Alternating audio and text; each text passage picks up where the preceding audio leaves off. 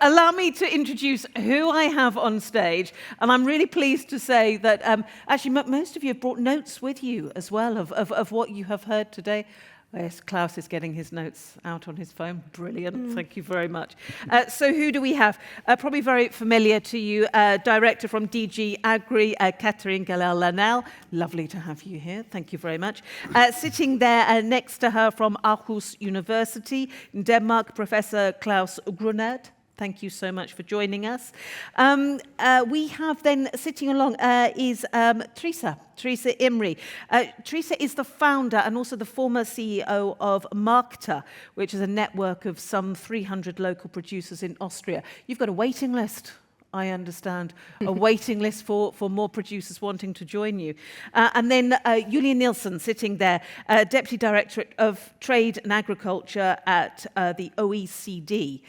So looking at the facts and the figures right across as well. Great, we've got all sorts of different views. I'm not going to ask you for your priorities or what you think is the most important thing out of today, because I think that's probably really unfair.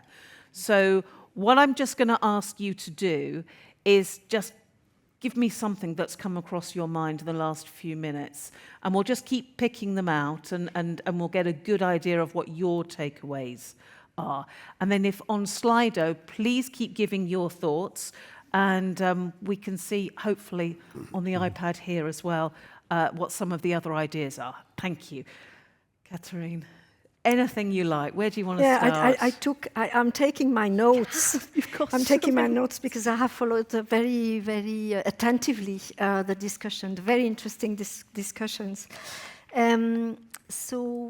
What we've heard today, but this is resonating also with what we've heard yesterday, is that indeed there are many challenges for farmers and for our farming sector, and more generally, I would say for the agri-food sector, because we need to look also at farming as part of the overall food value chain. So this was mentioned: climate change, slowing productivity growth, environmental risks, aging population. But we haven't heard only bad news, because challenges generally can generate some anxiety. What we've heard just now also is that we have solutions. So for me, this is going to be my takeaway of the whole day, meaning that already many farmers, I would say millions of farmers, the regenerative farmers, the organic farmers, conventional farmers, also testing, innovating, and making sure that they combine their economic, environmental, and I would add also their social performance, have already solutions. Of course, they will need to continue to rely on future innovation, and there is a lot to come. But already we have a lot of solutions, and we've heard, and I don't want to, maybe we'll come later to these solutions and how, as policymakers, we can support them, because that's obviously important. And we can help also with our public policies, including not just public funding, but also how we support, upskilling, training, as well as market-based instruments, how we can help farmers to embrace these solutions, de-risk the transition, and make a better job when it comes to not only their economic performance, which is of course key, it starts with this, competitiveness, profitability, but also do a great job for environment and climate, which is essential to their future and to our future as Europe, to our future food security. Yeah, absolutely. You've pulled areas from everything that we've talked about today, just to give that overall picture. Klaus, what about you? Sort of, what have you heard that has really resonated? Yeah, well, first of all, thanks for having me. I don't know whose idea that was. It's our idea. Because my work is... Does that mean you want to be here, or you? I enjoyed being here a lot. I still do.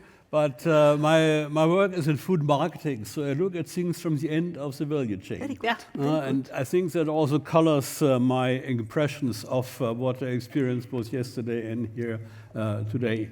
I'm a bit overwhelmed, like probably many others, by all the information we got here today.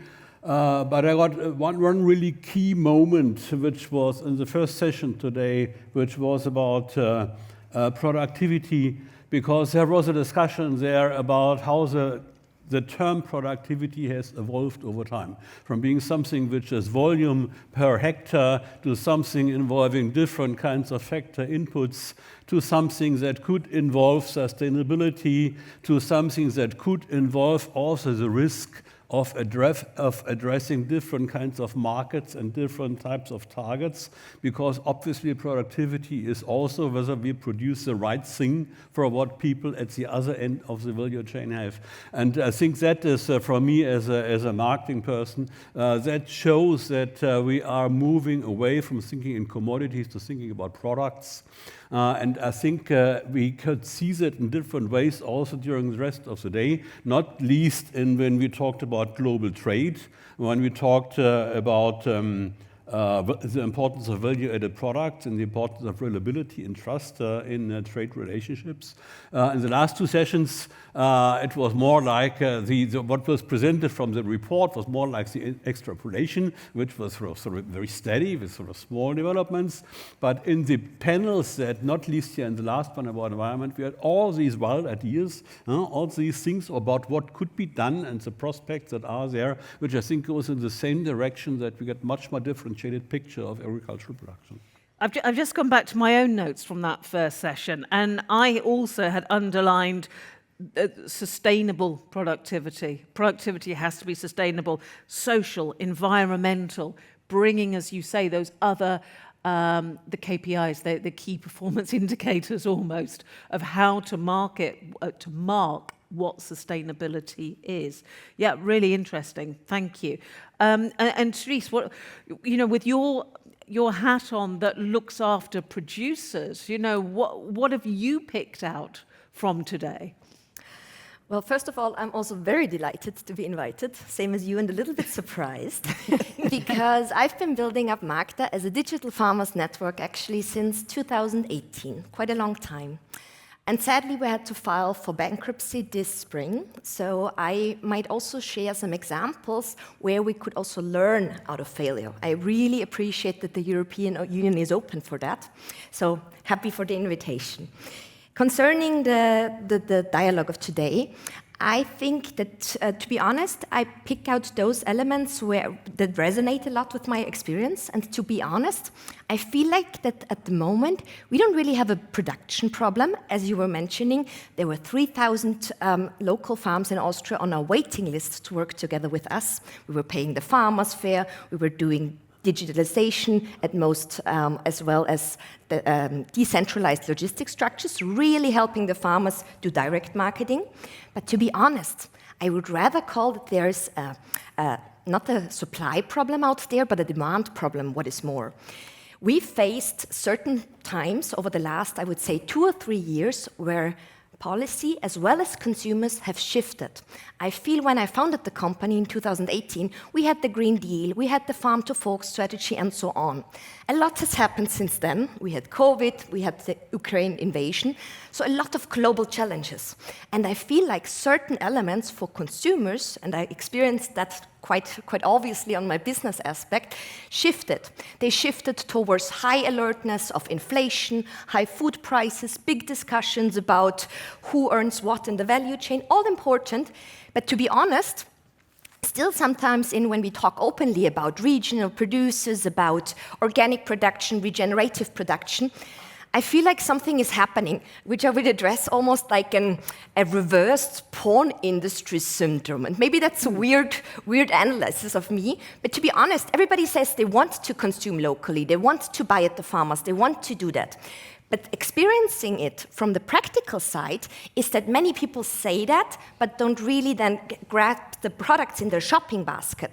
So that's really something where we might focus on much more, not just what we have to push more also on the outside policy area, actually helping those farmers be more present also in the minds of consumers, but maybe also addressing certain areas where we are not directly looking the problem in the eye, to be honest, and I'm very happy that this was also addressed today.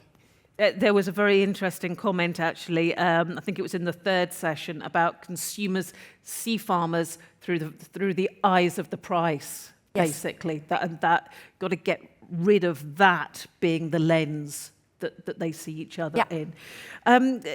Julia, what's come out of from your mind? Well, I guess I first have to say that my mind is limited to this afternoon because my morning experience of EU agriculture was looking out the window of a train that didn't move for 2 hours. So Were there nice fields to look at? It was a beautiful view. So I think there's kind of three, lots of thoughts, but three that all are about this making of connections. And the first is this connection between consumers and farmers. And because I'm from the OECD, I'll start with a number. Monica said 32 was the average age in her farm, and that struck me because that's really outlier.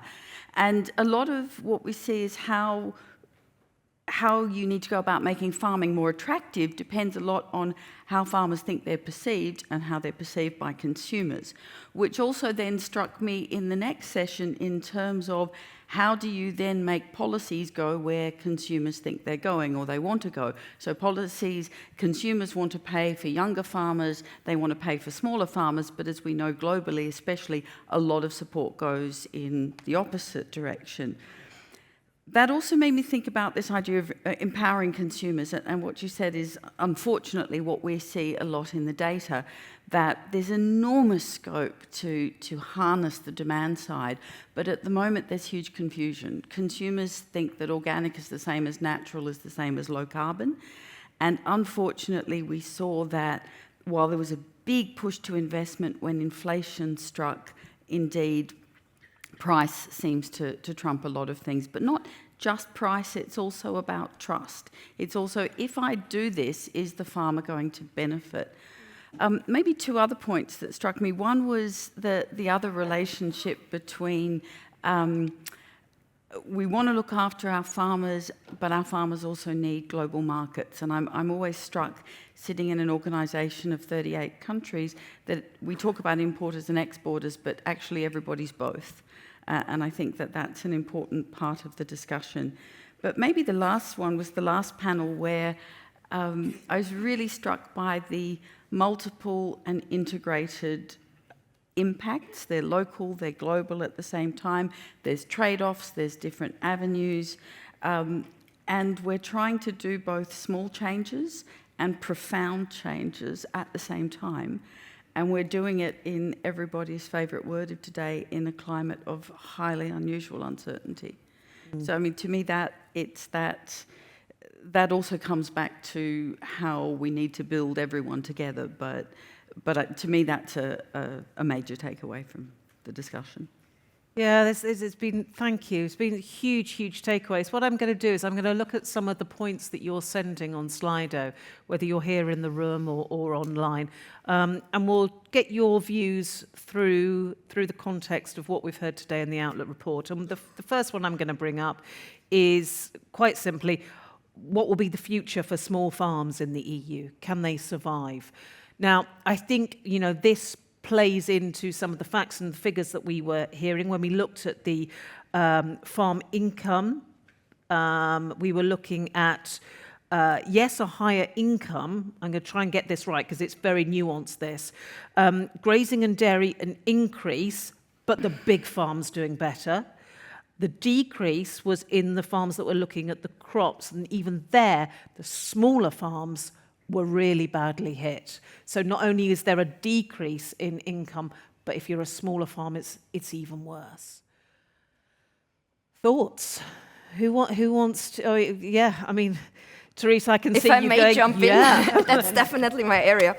Well, as I was saying, we were actively working together with 300 family farms. So it was really a large network already, from all various groups, from dairy to fruit and vegetables to pasta and great stuff. So actually focusing on that. I'm quite sad because I made a survey just before I went here, sending an email out and actually asking all those farmers how is their current state after we had to close.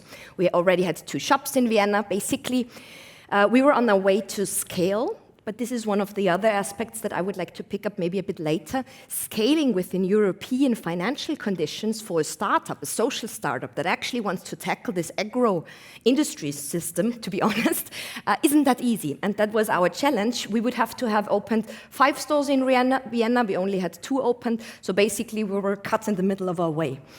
Those farmers were actually sometimes exclusively already delivering the products to us because we paid the fairest prices. 2/3 of our income went directly back to the farms. So basically we had a margin of 30% for us, for our business model, which would have worked when we would have been able to scale. But thinking about certain things like that makes me wonder, where do we actually put our money in, to be honest? I think there's a lot of budget in the EU, and the thing could be to focus much more on smaller, also grassroots structures and make them survive and thrive, to be honest. Those farmers that then also gave the feedback to me now in our survey, there's 42% that said they could survive and live quite well. There's 58% of the survey of my farmers that have no alternatives now where to sell their products. They're focusing now on direct marketing from their farms directly. But to be honest, this is a big challenge for a family farm, organizing all at once, from production to consumption. And I feel like there's a bigger chance if we might now learn from this failure of 4 situations where farmers tried to build up networks and haven't succeeded, because I do believe there's a lot of energy out there. It was a pleasure to work with all those family farms together. All of a sudden, I got really also this feeling of, let's do something together. I feel there was so much community building. There was connectedness. There was, you know, you were talking in the same language, let's call it that way. And that really helped us thrive in Austria. But understanding that if you just put funding money into structures that are grassroots situations, like in the beginning of economic or entrepreneurial journeys, basically you're also spending a lot of money that doesn't grow and thrive as well. And just to mention that we had to raise money from the private capital market in a factor of 10 times the fundings we got. So not just saying that it was only like a public situation. I was able to raise 10 million euros within those 8 years of funding the company that went directly into the structures of building actually something for the public good. So I feel like sometimes Europe isn't really made for business models that are not only efficiency and profit margin oriented only, but actually want to do something for the common good with a business interest. So there's, I see potential. Interesting, Catherine. Yeah, that's an interesting question and not an easy one. Starting with the fact that, I mean, I guess we would ask to the audience, what do you consider as a small farm? Yeah. We may have so many different answers, and when we look at Europe, small farm in one country, in one region, is something very different from the other country and region. But we're not going to spend our time on definition. We've heard earlier today, if I'm not mistaken, some data and facts about an analysis on also the viability of farms in relation with their size, where we see obviously that overall viability, good viability, is linked to farm size. It has to be recognized, and in a way, it's not by coincidence that we've seen, the structure of our farming system, evolving over the last decades with larger farms, which are more profitable and more viable, and it continues. It has to be said, it continues. However, having said that, it is also clear that you have also very profitable small farms. So it's about the business models, what you produce, and your connection to the market, and how the market remunerates what you produce. You produce. So obviously, there is merit in having, obviously, in letting also, farmers to consolidate their farm structure, obviously, but there is also merit in supporting small farms, whatever it means, for reasons which are linked also to the services that they deliver, the fact that they are present also all across the EU territory in a period where we see this is important to be present across the EU territory. Hence, the reason why also the CAP, the Common Agricultural Policy, over time has tried to do a better job when it comes to, distributing money, paying money, and support farmers' income and support those who are, as we said in the vision, most in needs.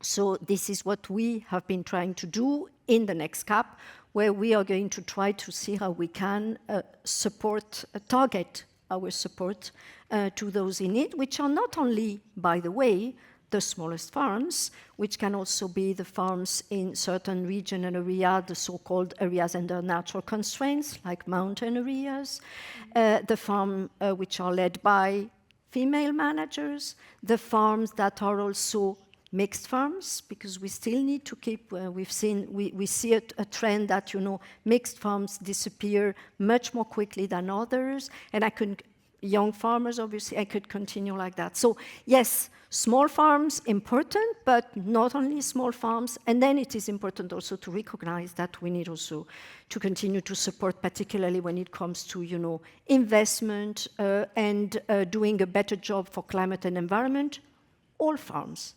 And diversity is about resilience. Oh, very, very much so. Klaus, I think you wanted to come in on Therese's point about not having necessarily that pure market-based model when it came. Was it that you were reacting to? Yeah, I'm not a farm economist, so the lack of scale economies and that type of thing, I cannot say anything about that. But I know that consumers like the idea of small farms. Consumers don't like the idea of large-scale industrial production. We also know that there's a lot of interest in local food. So there is a potential. Of course, the products need to be of the right quality and adapted to what consumers want. But let's assume that is the case. Then they do lack a channel of distribution, which is what you were all about. And it cannot be all farm gate sales. So there needs to be a channel of distribution. And the challenge there is that the channel of distribution needs to have a reach which makes it economically attractive, but at the same time needs to protect the trust which consumers may give more to a more local, smaller producer than they have to a big industrial producer. I think that is a real challenge, and the things that you've done are obviously an attempt in that direction. It can be done in other ways. I'm sure also bigger retailers can have a role in there if they are willing to invest and has the right communication. Because if the product only is coming on the shelf and the story behind the product and where it comes from gets lost, then there is no additional willingness to pay for that type of product. So we need to have a channel of distribution which retains that link between the consumer and the producer. Yeah, and it's really interesting. And just to pick up as well on what Therese was saying about, you've got to be very careful that you're not asking small family farms to be their own marketeers, their own website developers, their own delivery providers as well, all of that different things. Julia. Yeah, I just wanted to pick up on this because I think one of the missing links we have is about measurement, and it relates to a point that was made in the last session too about giving farmers choices about how they achieve outcomes. And one of the problems we have in doing that is we actually can't measure outcomes for a lot of things. So we say, well, if you use this practice, we'll assume that you're getting that outcome. And if you can actually get that better measurement of outcomes, it allows you to bridge these labels and labeling that consumers can trust, which can extend those markets for more products where consumers are showing a willingness to pay. Not 100%, not always, but we are seeing a market shift where people will pay for characteristics if they can trust in the labels that those characteristics have been measured. There was also actually a point made earlier about niche products as well, which again will come into consumers understanding what it is, but actually seeking out particular products as well. let's pick out another session, and feel free to use Slido to give us an idea of some of your key takeaways, the sort of things that maybe when you get home, you'll be telling your colleagues, your workers, your environment, your wider circle. What will you be sharing? So we've got the QR code for you. Let us know some of the points that you've made. When we came to the session about global competition, so, how farmers here, the sector here sort of fits into that wider context of uncertainty. One of the big points that I feel that came out of that was when it came to trade agreements across the globe, shared standards, trusted partnerships, how all of that fits together as well. Catherine, do you want to pick up on any of that? Or? Yeah. Yeah. I was still. It's not the question, but I wanted to build. But maybe I'm too slow. No, you go ahead. Go on. I wanted to build on the before we move to the trade, which is of course important. I wanted to build on what you said about on measuring, because this was also something that came out of the different previous session, and we are in these outlook sessions, so that's important. We are getting. It's not that this is all simple and perfect, but I think we are getting better and better on this to measure outcome, results, even impact sometimes, which of course is much more on the longer term. And when we are talking about soil, obviously, this is much on the medium to long term.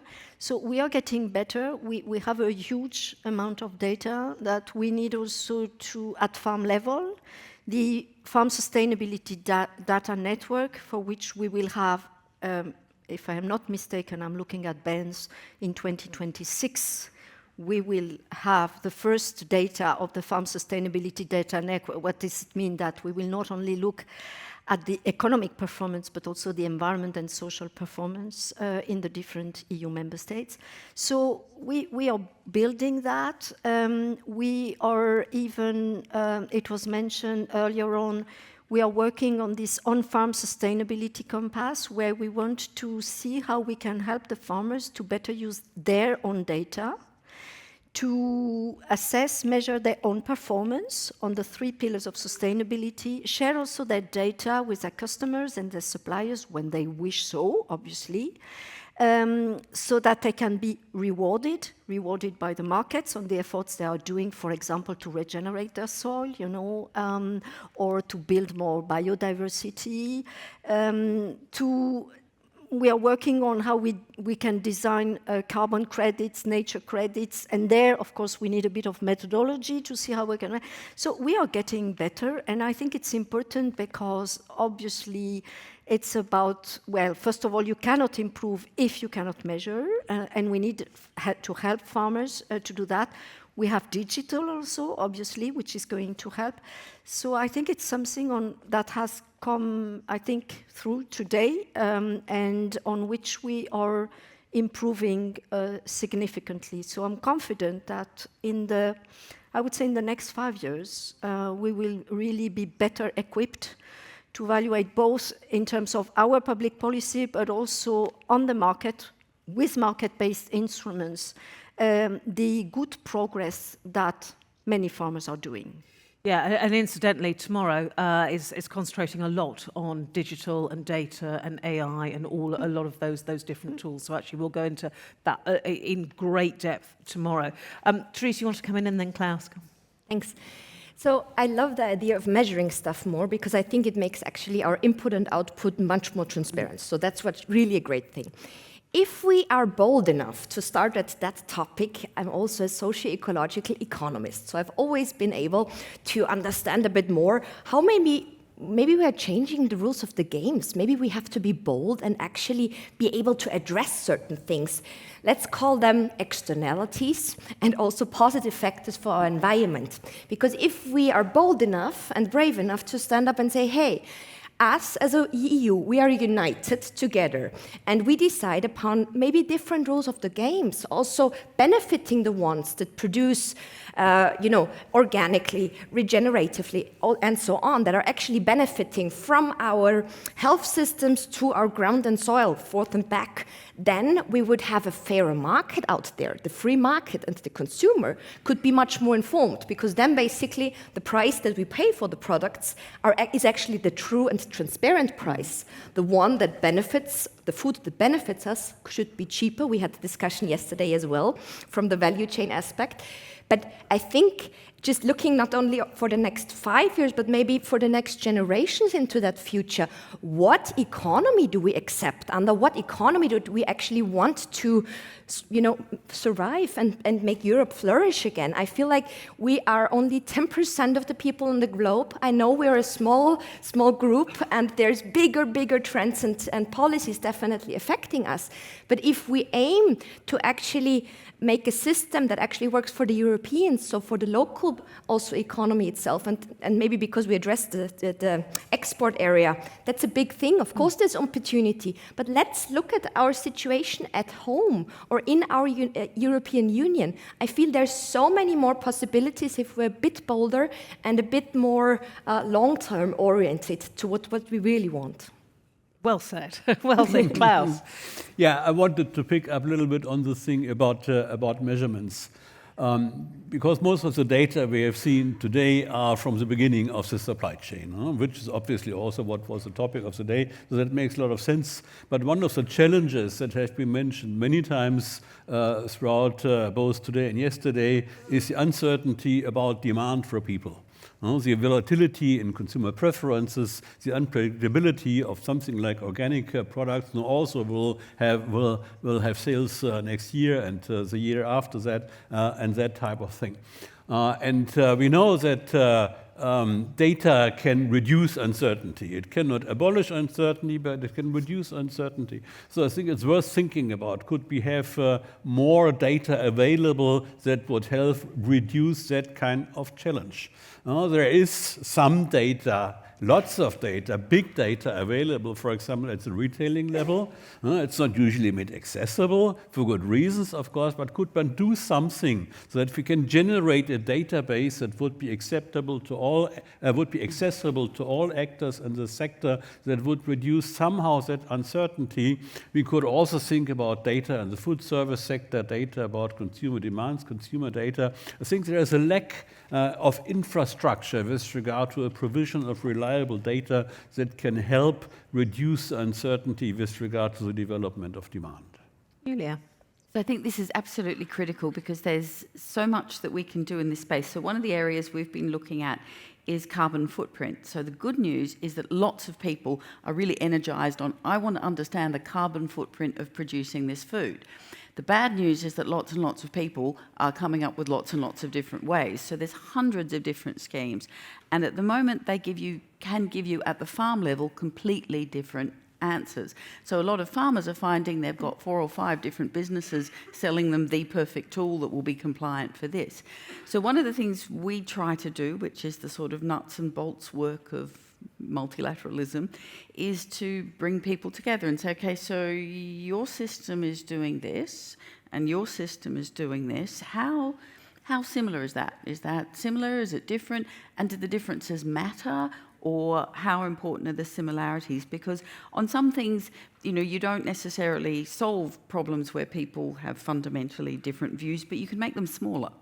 You can sort of say, okay, actually, we're kind of sort of all in the same space here. And I think for creating a market that consumers will trust and believe in and pay for, and that farmers can invest in knowing that it won't change tomorrow, I think this is one of the really important issues of our time is getting that right. Yeah, and I think also adding to that, how many different parts of the supply chain when it comes to brands that farmers are working with, and the brand is saying, actually, we want you to look at this and that, and so many different ways. Thank you for all your thoughts and your comments on this one. Great questions and thoughts. Where is it? Oh, yeah. Okay, let me throw this one to you. This comes out of the Outlook report, when we're talking about crop farming. So how can we make crop farming more profitable to enable a healthier and more sustainable nutrition while giving farmers a better business case? Grains, protein crops, fruits and vegetables, etc. There's another question that says, where are all the fruits and vegetables in this? Where are the tree crops, nuts, tree feed, bio-based materials? So, any thoughts? You don't have to come up with the answer. Well, it'd be great if you did.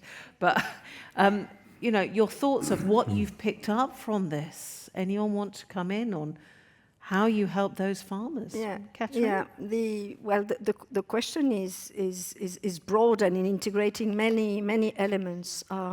This is obviously about farmers' action and role, because it starts there, and we know that here farmers are working to make sure that they are as productive and sustainably productive as possible.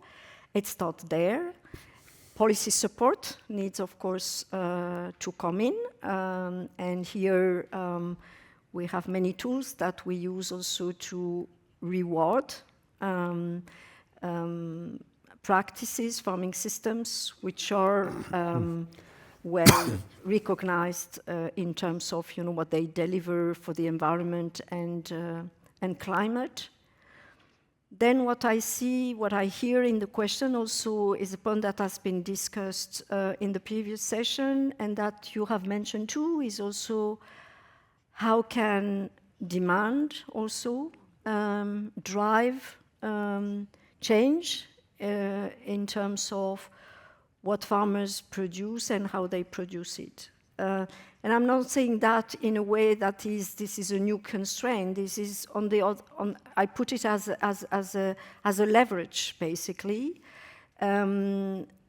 meaning that we need to make sure that we ask farmers to do things, but then at the end of the day, if nobody buys the product because they are too expensive, or because, it doesn't work. So we need here to have dialogue and partnership, so that across the whole food value chain, so that it's not just asking farmers to do things, but also making sure that they will be also connected to the market, rewarded by the market, and that at all stages of the food chain, it works.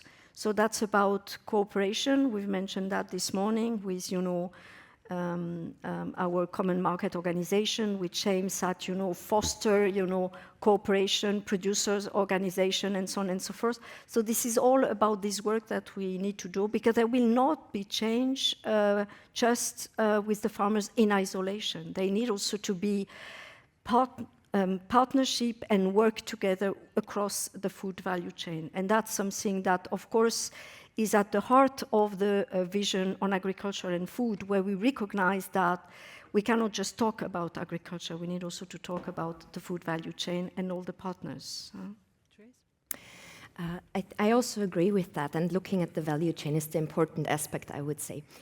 If we want farmers to be more entrepreneurial, which I definitely heard over the last days, and is definitely also a tendency towards the strategies, if we want that, then the farmers have to comply to a lot of regulations, a lot of also intensive costs. To be honest, building up an enterprise in Austria is quite difficult at the current stage. There is immense labor costs. Even the labor costs have risen over the last 3 years for 27%. You have to make a business case around that. So basically, that's the same challenge for the farmers as well. There's a lot of, expectations towards them. But on the other hand, if we allow imports from other countries outside of the EU that don't have to comply to those ecological and social standards, or also to these big contributions towards our social welfare state, this is exactly where the crucial point is happening. At the point of the supermarket, where the customer or the consumer makes the choice, at the moment it's only based on the price. And that's the biggest problem, to be honest, because the consumer doesn't really know all those things in the behind. Usually he or she is overwhelmed by all the information. So maybe we should really be brave again and be bold enough to tackle that. If we have that high standards, we have to protect them ourselves and not allow all those imports of substandard and also usually not that, I would say, low labor conditions. I mean, come on, why are those products so cheap? I know why our products at Magda were usually 30% in the meat sector, maybe 10% in the dairy sector, and sometimes even a bit cheaper in the fruit and vegetable sector, because of the intensity of labor that went into our products. We paid that. The farmers that we worked together with also paid those costs. And I don't know, this is somehow a discussion where I feel there's a little bit too less light on that. So maybe there's a potential there. Yeah, and one of the questions almost echoed exactly what you've just been saying. Catherine, do you want to? Yeah, well, so we are coming back to an important question which was also discussed during this panel on trade, which is about, how do we build more consistency between, our trade policy and the overall the EU policy mix, including, of course, our environmental, climate, as well as health policies, and the CAP, you could add. So indeed, that's something on which I think I can say that there has been a lot of work. Maybe not necessarily for some of the participants to this meeting enough progress, but still we need to recognize that in many of our bilateral trade agreements, we're making sure that, because this is, we are offering access to our market, we make sure that we not only, because that's for all our trade partners, we not only ask them to comply with our, let's say, sanitary and phytosanitary legislation, because that's the basics, but also, make sure that in terms of production standards in relation with environment, but also on animal welfare, that we bring that into the discussion and as part of the bilateral trade agreement. Some people might say this is too slow. Yes, but it's also about, negotiation with these countries. So we've been doing a lot of effort there, and I think we need to recognize that in the vision that we published in February, there is a whole section dedicated to that, which is saying that while we want to remain, open, because we believe that strategic autonomy is not about, being protectionist. It doesn't work. We believe that trade can be good and is contributing to our prosperity and to the prosperity of the world. We've said that we are going to work on a couple of initiatives on which we've started. As I speak, I don't know whether this is out, but look at my colleagues because this is planned. Yeah.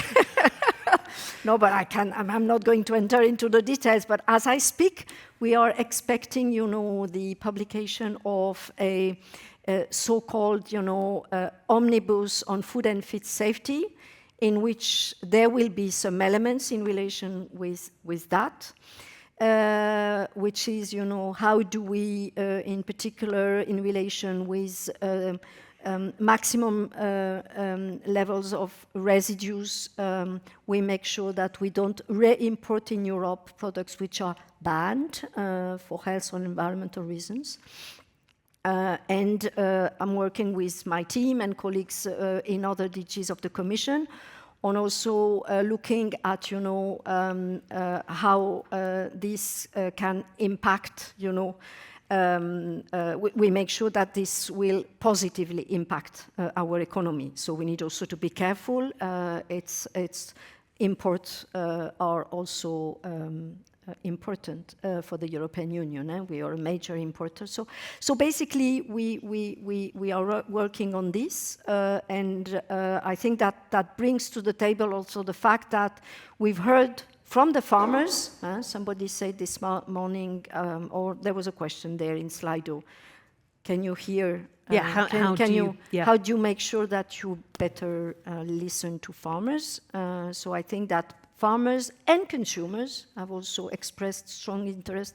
So how do you, as policymaker, do you build, some measures that are doing a better job here, while not, starting a global commercial war, which we don't need in addition to. No, don't do that now. C'est ça.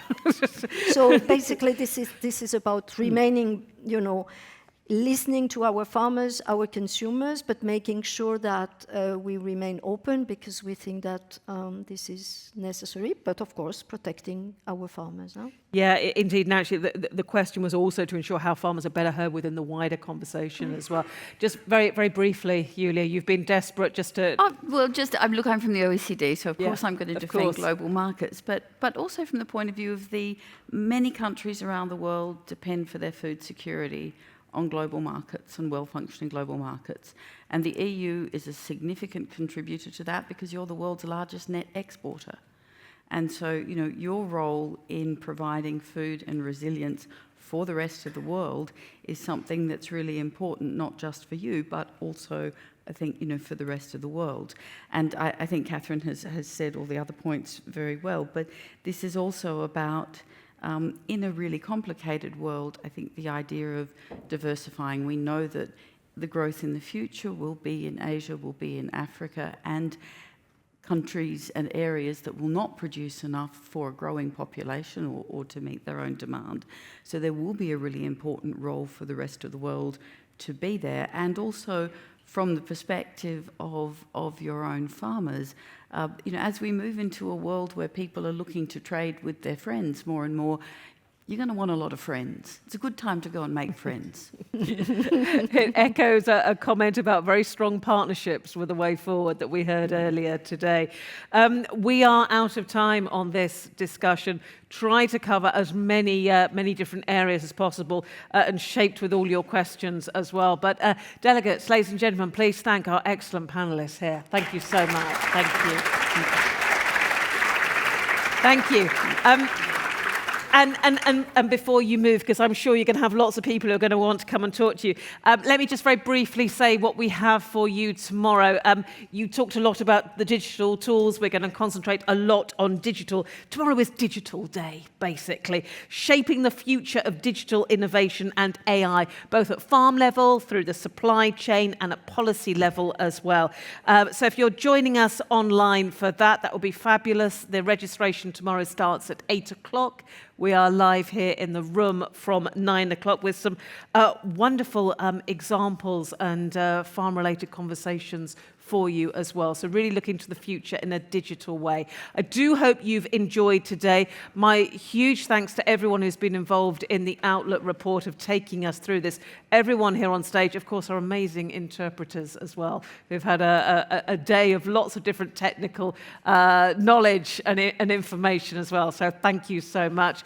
And thank you for your time and your attention today. Please continue networking. We'll see you back in the room 9 o'clock tomorrow morning. Thank you very much. Thank you. Thank you very much.